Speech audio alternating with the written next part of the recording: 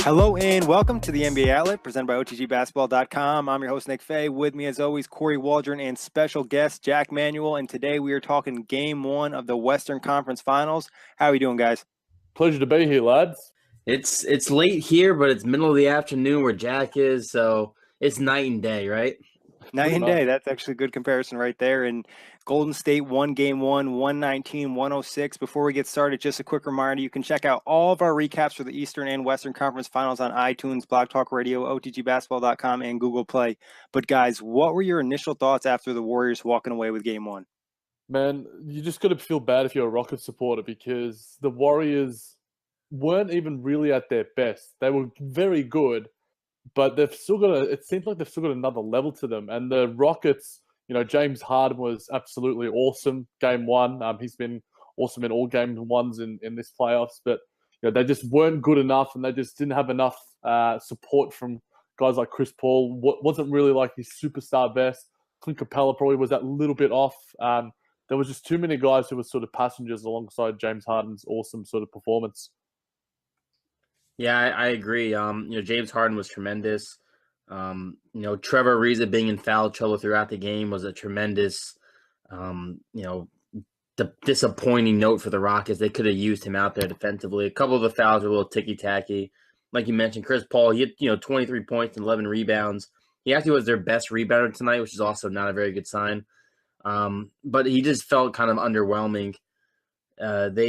It's tough. The Warriors are obviously a different animal, and, you can't beat the Warriors. If you don't have the star power to match the Warriors, you have to be a completely sound team. And it felt like every time the Rockets made a mistake, they had to pay for the mistake. Every turnover felt like it led to a three from the Warriors. Every missed layup seemed to be a transition bucket. It just felt like everything that went wrong for the Rockets ended up being a plus for the Warriors. Yeah, you definitely got the vibe. And for the Rockets fans, I mean, it definitely sucks. Harden had an amazing game, like you guys mentioned, 41 points, 14 and 24 from the field, 5 and 9 from 3, 7 assists. And he really had some big buckets over some, I think he hit a 3 over like KD. He worked him in the paint a few times. He really worked the switches too, got the switches on Curry, Looney. But like you guys mentioned, the Warriors just felt consistently better throughout the game. Even at the points where Houston led, it was like the Rockets weren't necessarily playing up to the level that they can, especially the role guys. They were literally all of their guys who played minutes were pluses and plus minus or even. Andre Iguodala was the worst at +0, and Draymond Green was +19. So, I mean, it speaks volumes to the fact that even in a relatively back and forth game where one team went on a run, the other team sort of went on another one, the Golden State Warriors just went on those more extended runs. And as I had in my articles of the week this week, Baxter Holmes had a really nice analytical piece on the fact that the Golden State Warriors, when they go on those runs, they look to deflate teams, and they were really doing that. And, there were only so many timeouts that Mike D'Antoni could take, and they just seemed like every time that the Warriors went on the run, no team could stop them, let alone the second best team in the NBA right now in the Houston Rockets. Yeah, it felt like the Rockets were just trying to survive those runs sometimes, and then they didn't have the energy to really push back. And you guys mentioned the role players not playing great. Other than James Harden, the Rockets were 25 of 61 from the field and 8 of 28 from 3. So the supporting cast just wasn't there tonight. Yeah, Luc Mbah A Moute, this is from Kevin O'Connor, is now shooting 7 of 27 since returning from his shoulder injury and 2 of 12 from 3. So I think he was mentioned quite heavily, I know, in the preview piece by you guys at Preview Pod. He could be an important piece going into the series. In the X factors and a lot of the articles on OTG, he was mentioned as an important part. And he just doesn't look healthy, whether he hasn't fully recovered or he just doesn't have that required energy and engagement. He's possibly one of the most important pieces for the Rockets in terms of getting the win against the Golden State Warriors, especially in that sort of small ball, opponent version of the death lineup. But, he just wasn't at his best. And, it's worrying signs for the Rockets because, they're going to have to be outstandingly amazing to even get close to these Warriors. Yeah, and I mean, we definitely thought Mbah A Moute was probably going to be one of the better defenders against Durant. Obviously, what we'll probably all mention, when Durant is on like he is tonight, there's nothing you can do. And, there was a couple of times, what stood out to me that first quarter, there was that one player, PJ Tucker was literally, in his chest bumping him, and Durant just drained it in his mouth, which he pretty much did all night on Harden, on Capela. It didn't matter who was on Durant. Durant was tremendous. But, A Moute obviously struggled. We saw Ryan Anderson for a whole 5 minutes. That went really That was well. a surprise. Not. That Gerald Green and Ryan Anderson lineup they had out there for 5 minutes. I know I saw a tweet. I think they were outscored by like 8 in those 5 minutes. But yeah, it was a bad showing for the role players on Houston. Yeah, getting back to Mbah A Moute, like we mentioned, Jack, in a lot of preview pieces, he's a guy that you look to defend KD because he's a mix of defense, but he missed a lot of the layups too. I want to say he missed 2 or 3 layups at the rim. That's shots he needs to make, especially if they want to keep him out there. And it kind of forced Mike D'Antoni to play Gerald Green a little bit more than he probably wanted to, and even Eric Gordon. If Mbah A Moute is actually scoring offensively, you're going to keep him out there. But I think he's not 100%. He doesn't look very confident on the floor. No, he was making plays off the dribble. It just, like you said, his finishing just didn't seem there. Whether it was he was just off a step or he just wasn't reading as well. I back him in terms of his ability. It's just whether his health is having an impact on him.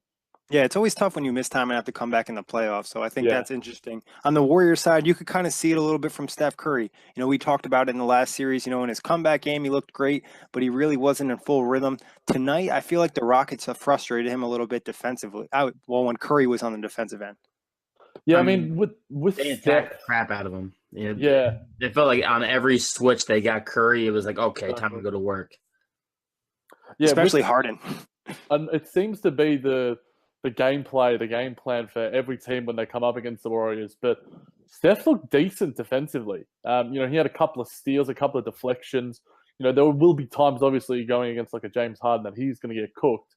But the thing is his mentality. And I think, obviously, when he's got a guy like Draymond behind him, backing him up, and even KD, who both were awesome defensively, it allows him to sort of play like a superstar role player, which is saying something from one of the best players in today's game. But he was good. He wasn't, a superstar level, amazing MVP level, but that was KD's night tonight.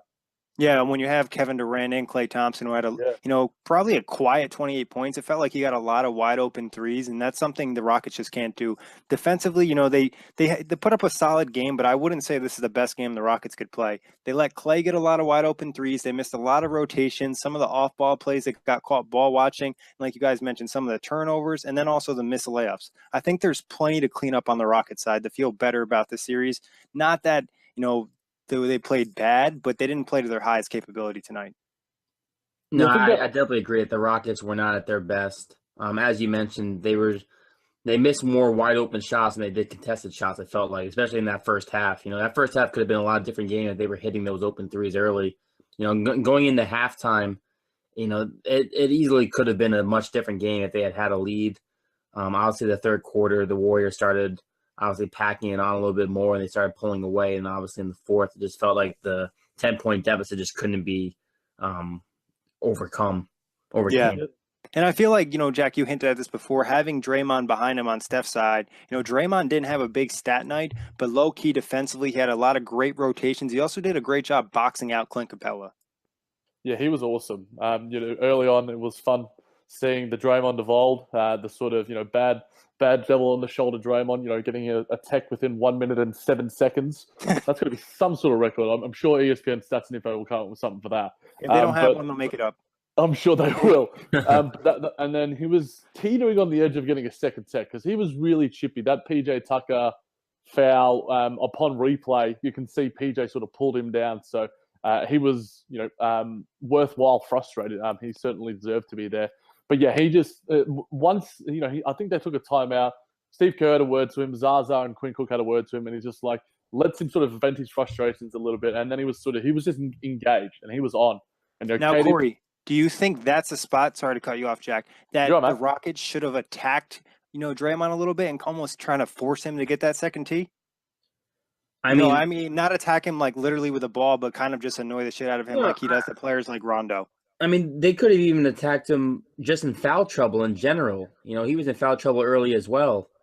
And I think the best way to get, Draymond into another tech is just to give more fouls on him, obviously.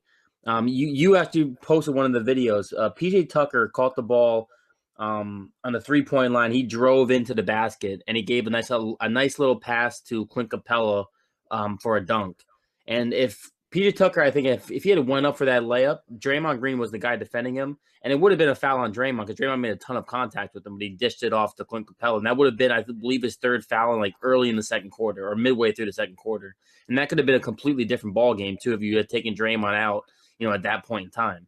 And then you're really working his emotions too if he's getting a third foul too. And then he's playing with Steve Kerr, leave me on the floor. And obviously Draymond's impact in this game, like you guys mentioned, plus 19.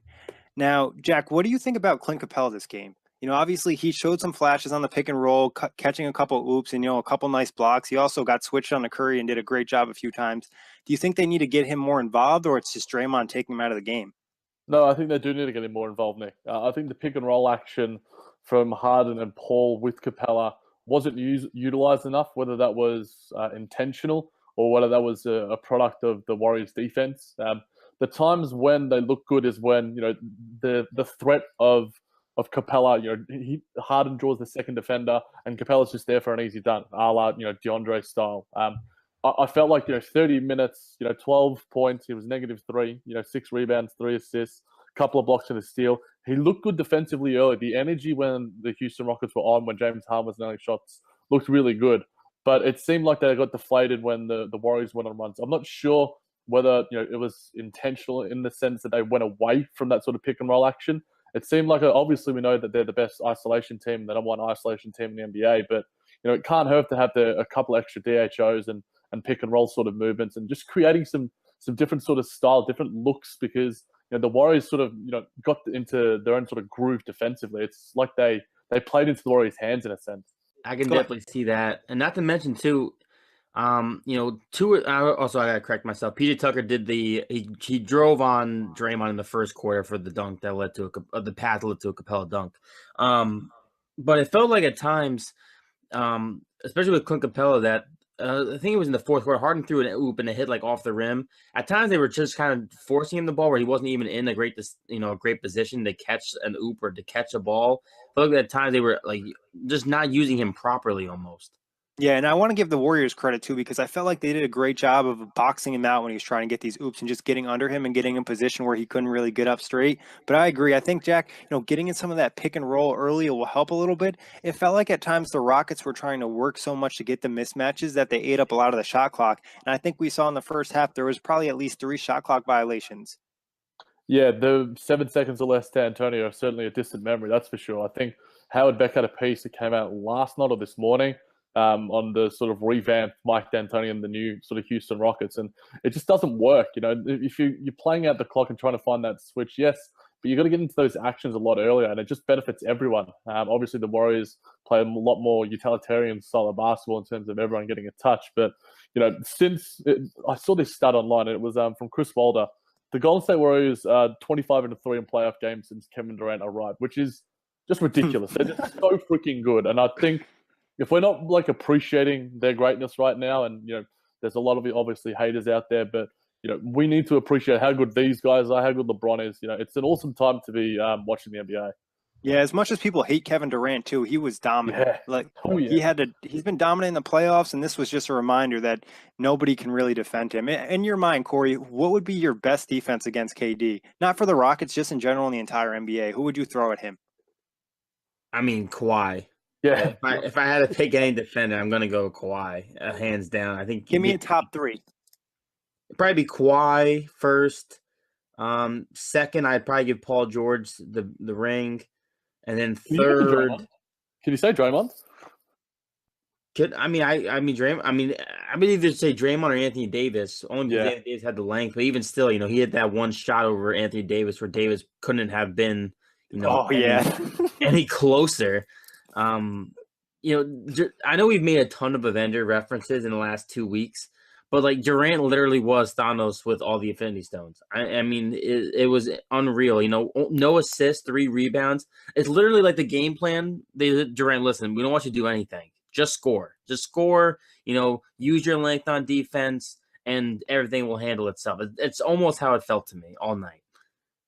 Do you feel like the Rockets at times, like obviously he was scoring on everybody, but at times they allowed him to get switches on CP3 and Harden and didn't send double teams right away? Is that something that needs to change? I know we'll talk adjustments later, but would you have sent double teams tonight?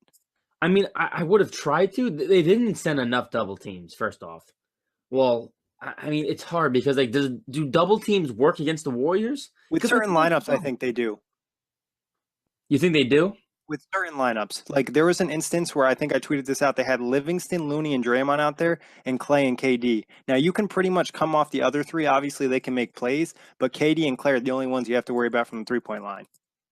Yeah, that's my only concern with the double team is it depends on who's out there because if you're double teaming Durant when they have the starters out there, for instance, or the Hampton Five, which is the weirdest new nickname for a group of players. It sounds like a reality wife TV show or something like that. It's the new show on VH1. But in certain in that instance, Nick, where you're right, if Livingston's out there and Looney, those guys you can double team because those guys aren't shooters. But otherwise, it's tough because you can't give someone a double team on this Warriors starting five. It's too much to handle. We already saw Klay Thompson get wide open enough tonight. If he got wide open anymore in those 42 minutes, then he could have gone for 38 easily because he felt like every time he caught the ball, he was firing one up and it felt like it was going in. And that's the worst thing you can do for Klay Thompson. You can't allow him to get hot, especially in a game one. Now his confidence is high for the rest of the series, and now you have to worry about really D'ing him up. Before we get into the player breakdown specifically, what were your thoughts on the turnover battle? I thought it was very impressive for the Warriors only having 9 and the Rockets only having 13. Yeah, it was interesting. Normally, the Warriors are a really high sort of turnover team in terms of the way they were playing basketball. The Rockets obviously aren't as notorious for such play, but I like the way that they took care of the ball. It seemed like it was sort of concerted effort. I'm not sure whether that was an emphasis point for Steve Kerr going into the game, but they certainly did take care of it really well. They got good shots. It was really just an overall efficient night on the offensive end and the defensive end for the Warriors. It was not perfect, but it seemed like everything came together on both sides of the floor. Yeah, it was one of those games where there were so few turnovers or not enough, like so little turnovers where every time there was a turnover, you noticed it. It felt like every turnover when it did happen, you were like, oh, that's going to hurt. Or like every turnover was maximized or whatever. I'm trying to say a word. It's almost midnight on the East Coast. We'll cut you some slack. Yeah, you can just feel the impact though when turnovers were made. Yeah, no, it definitely did, and I thought that was very impressive. I think at one point in the first half, they only had 1 turnover, and they just did a great job protecting the ball. And when they did have the turnover stretches, it allowed Houston to get on their run. So I think protecting the ball is going to be huge for the Warriors, and I think we would all agree if Golden State isn't turning over the ball, Houston doesn't really have a great shot in the series. No, not at all. But best Warrior, what were tell me what you like the most from somebody other than KD and Klay.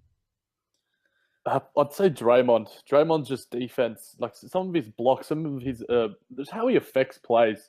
It seems like he's ever since people were sort of shading him for the defensive player of the year conversation. He's made it his mission to go. You know what? I'm probably still the best defender in the game and one of the best defensive players of all time. Rudy Gobert has been great, but he does not have the versatility of a Draymond Green, and I don't think anyone in today's NBA does. And I don't think there are many guys in the history of the NBA that have the defensive versatility and skill set that Draymond has. And it was just one of those typical nights from him where he doesn't need to score at all because there are three of the best scorers in the league today on his team. So he can just do what he does and, nail a couple of layups, and if an open three's there, he was just absolutely outstanding.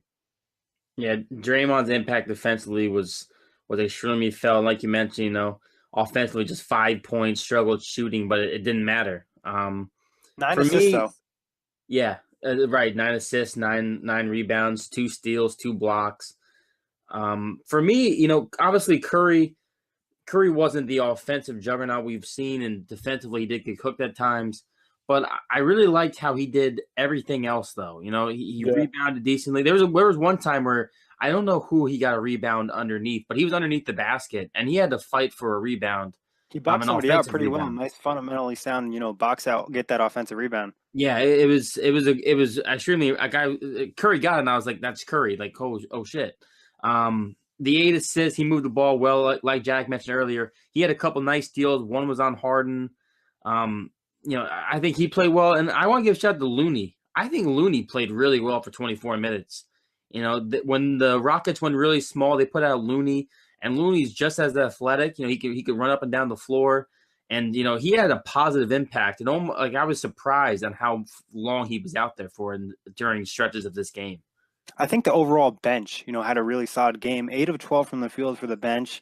They put in a lot of good minutes at times where you felt like they were going to go to the bench and this was a chance for the Rockets to make a run.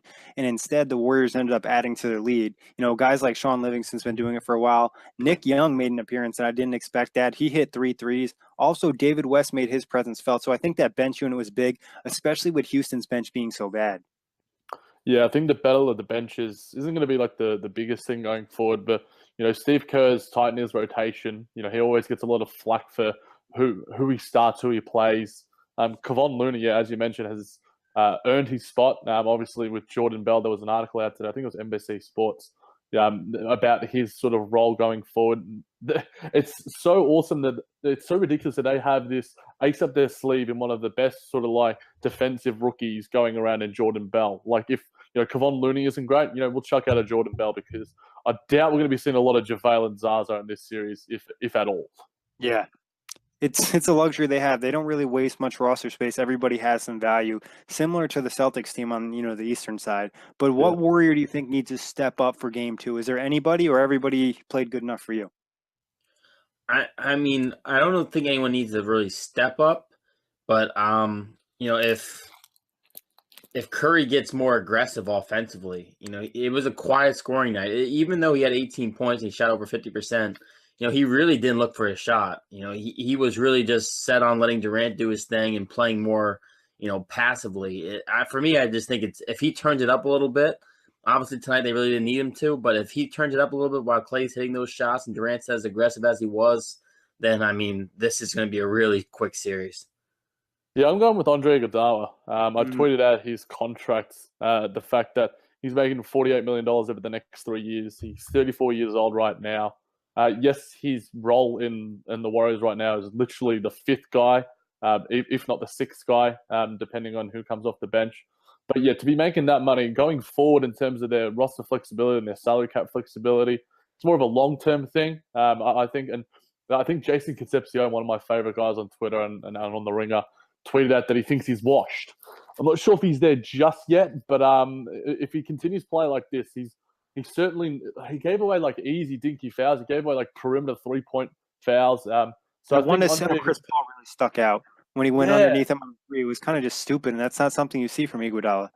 No, I think he's certainly lost a step, and obviously age has something to do with that. But I think that contract is going to come back to bite them, especially when they're looking to re-sign Klay, Draymond, and KD in the coming years. That's a very good point, Jack. And obviously, I love looking at salary caps and contracts. That could come down the road, especially when they're talking about this Klay extension. Him taking a pay cut would be huge, but we'll save that for another show. It's funny that, we're saying that Iggy's washed, but, he was 7 of 8 from the free throw line. And I can't remember the last time he shot that well from the free throw line, guys. Come on. That's true. Yeah, he did. He got he got some of those buckets in transition. That's another thing for Houston that they need to clean up is getting back in transition D, and that's something we talked about in the preview pod as well. But going to the Rocket side, other than James Harden, who was the best Rocket tonight?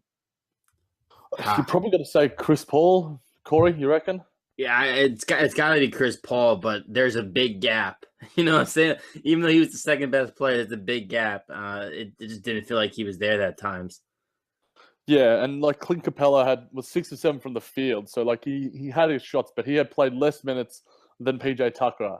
PJ Tucker was 0 of 3 from the field. So, and Trevor Reeves obviously in that foul trouble, had 5 fouls going into the 4th, early in the 3rd. So there's just a lot of things from the sort of role players on Houston that they need to, we saw Nene as well playing some minutes, which is, I don't know what was more surprising, Nene or Ryan Anderson out there.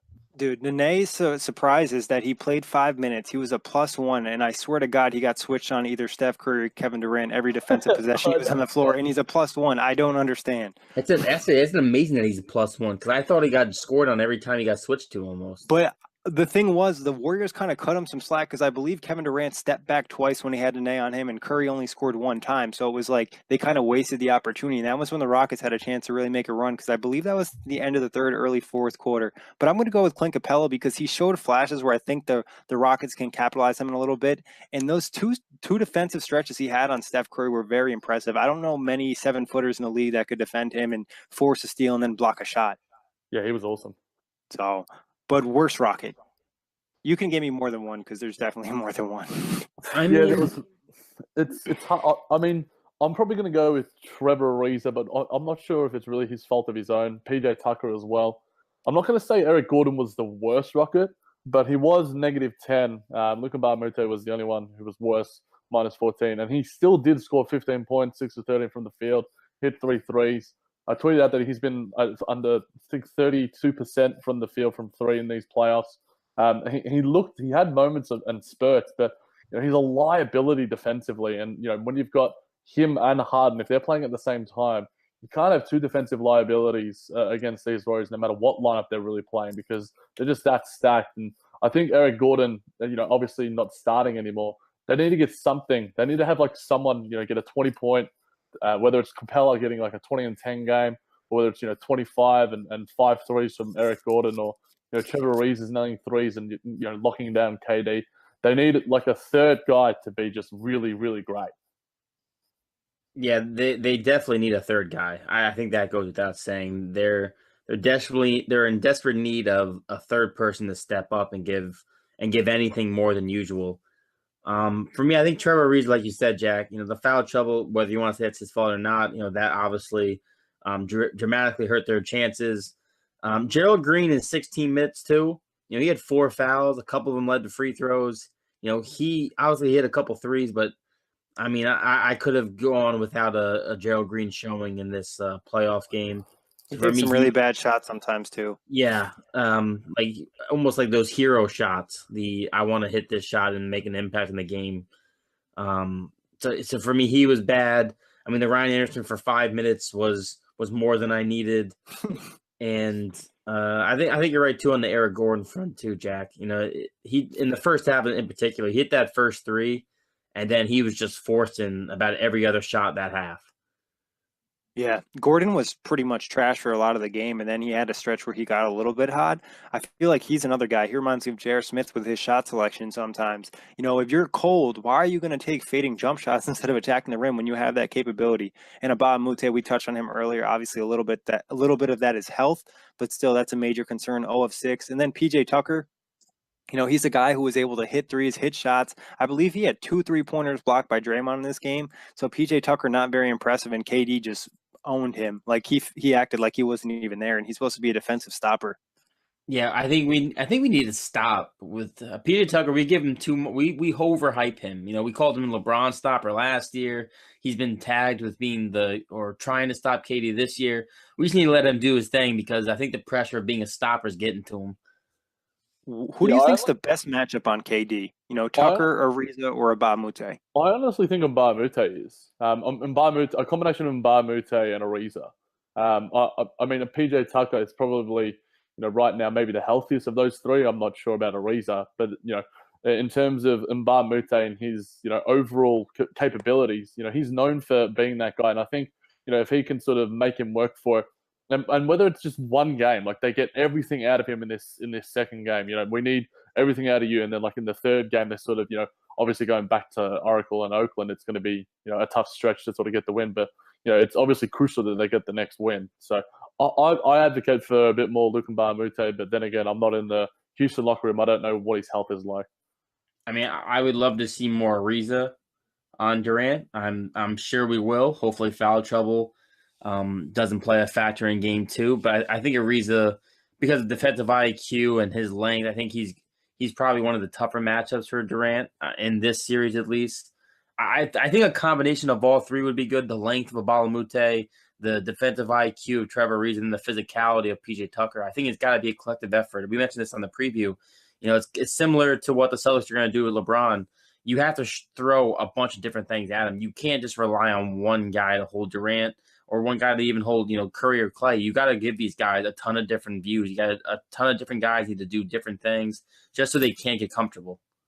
Yeah. I think I like Mbah A Moute, but I think the thing with Mbah A Moute, if he isn't really giving you anything offensively, it makes him so tough to play. So it almost leads you to wanting playing Trevor Ariza the most. And he wasn't even great offensively either, but he's shown he can at least hit the three, 1 of 5 tonight. He'll probably step up a little bit.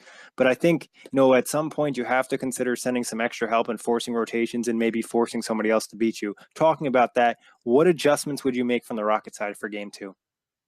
I think offensively, as I mentioned earlier, they need to get into their actions a little bit earlier. I don't mind the ISO ball. I don't mind, get that switch early. Nail a screening and get that switch onto, Kevon Looney or Iggy, whoever it is. Get that switch early and then get into your actions a bit earlier. The ISO ball, obviously, statistics prove that it's worked, but it's not going to work for 7 games against these Warriors. And I think a little bit more movement, a little bit more cutting action, a little bit more off-ball movement in terms of DHOs and just a general pick and roll sort of movement will certainly help them offensively.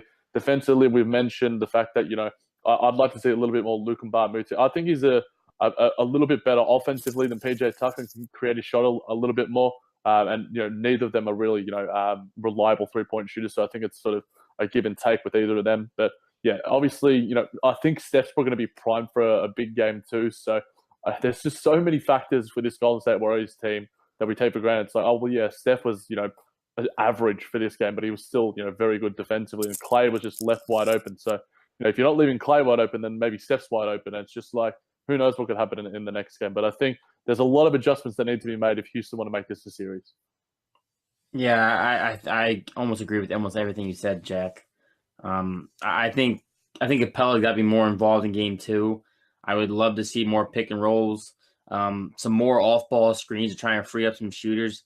It just felt like – it almost felt like at some point in this game that, the Warriors were just playing basketball, and it felt like the amount of effort needed by the Rockets was far more than the effort needed by the Warriors. It felt like the Rockets just needed to put in so much more than the Warriors. I think that, the only way the Rockets can make adjustments is they make life easier on themselves, Get guys, move the ball around more, do more pick and rolls, do more off-ball screens. You just get guys moving more, get guys, like you said, cutting more. They got to just get the ball moving more. I understand, the isolation, it's worked. Obviously, the Rockets have been really good this year, and they've relied decently heavy still on isolation basketball. They still move around everything else, but they still rely heavily on James Harden dancing and doing what he does. But the only way to beat this Warriors team, like you mentioned, is to get everybody involved. Yeah, definitely some more off-ball action. I think even James Harden maybe getting some back cuts. I think we saw Clint Capela hit him because they're playing him so hard. And just getting touches for everybody. And like Jack said, getting to that action faster. Defensively, I think you just need to force Draymond to beat you. Early in the game, Draymond took some shots over, Tucker, Clint Capela. It allowed the Rockets to go on that 8-0 run. They had that 21-13 lead. And then, after that, they allowed KD to just get cooking. So I think you got to, make Draymond, Iguodala, those two guys really beat you. Yeah, and I just saw a stat. Fast break points. The Warriors won the fast break 18-2. Yeah, transition defense is big, and we mentioned that a lot in the preview. As well, I think for the Rockets, clean up the mistakes, some of the miscues like we hinted at earlier. On the Warriors side, any adjustments you want to see?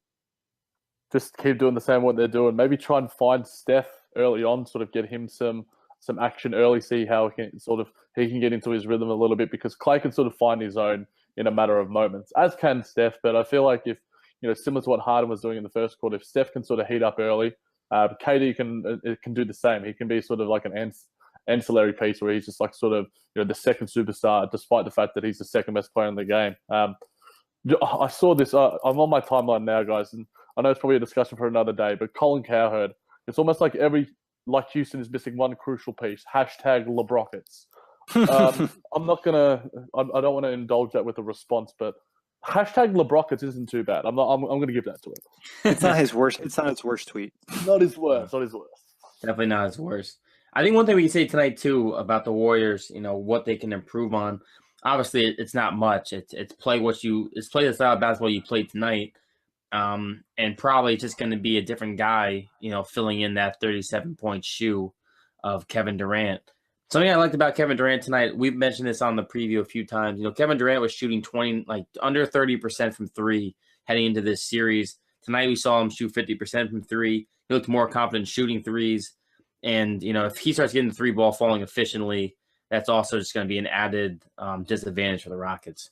Yeah, definitely going to be a problem. And I think from the Warriors side, maybe you try to force the ball to Harden's, hands a little bit more, force some of these other role players to take more shots.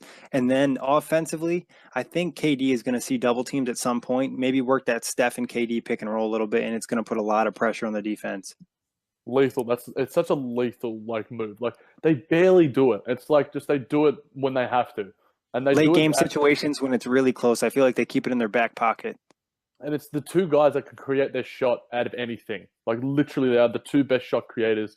If you want to have James Harden in there, but I would probably have him behind those two because KD's length obviously is outstanding, and Steph's ability to create space with his dribble is second to none. So I don't know.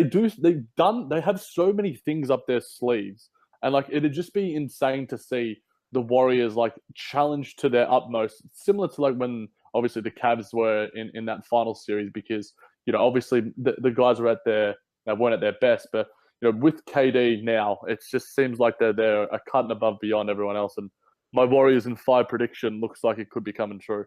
Oh, you predicted Warriors in 5 too? Thank you.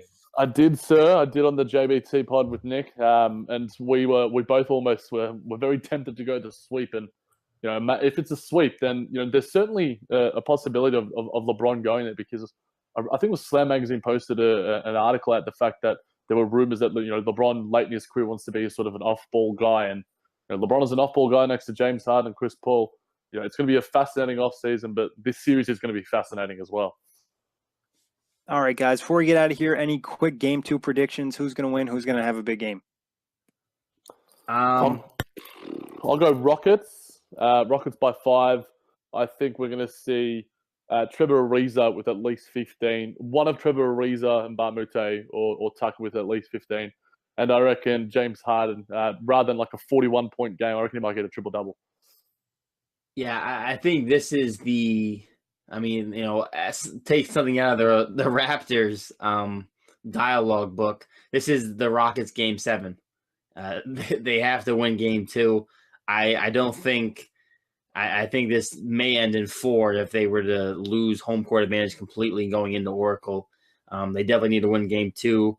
I think Trevor Ariza may have 15. I wouldn't be surprised if he cashes in some threes. James Harden and Chris Paul, they both have to score over 25. One of them needs to score over 35.